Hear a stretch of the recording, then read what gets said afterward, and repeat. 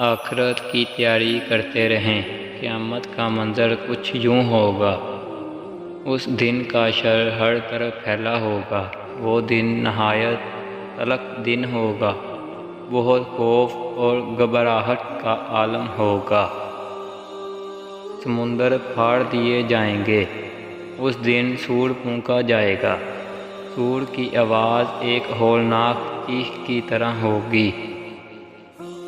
اس دن کی ہولناکیاں دیکھ کر آنکھیں پتھرا جائیں گی۔ اس دن کی شدت سے دل اور نگاہیں الٹ جائیں گے، لیجے منہ کو آ جائیں گے۔ وہ تیوریاں چڑھانے والا دن ہوگا۔ وہ دن بچوں کو برا کرے گا۔ حاملہ عورتوں کے حمل گر جائیں گے۔ قیامت کا دن بہت عظیم دن ہے۔ اس دن کی سنگین حادثات پیش آئیں گے۔ ہر طرف مصیبت چھا جائے گی۔ وہ دن ٹلنے والا نہیں ہوگا۔ اس دن انسان جائے پناہ تلاش کرے گا۔ اس دن کسی کا مکر و فریب کسی کام نہیں آئے گا۔ اس دن کوئی عہدہ اور منصب کام نہ آئے گا۔ اس دن کوئی رشتہ کام نہ آئے گا۔ اس دن دنیا کی ہر چیز فنا ہو جائے گی۔ ستارے بے نور ہو کر بکھر جائیں گے۔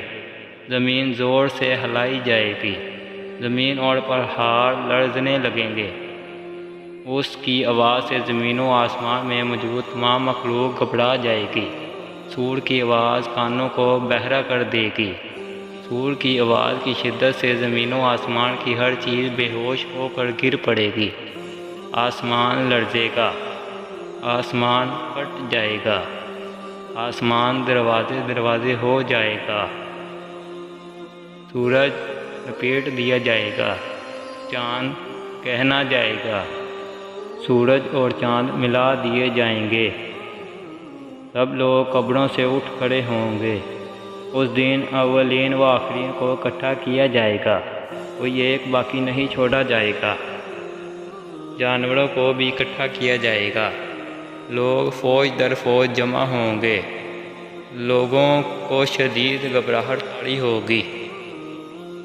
مجرموں کی آنکھیں دہشت سے نیلی ہو رہی ہوں گی۔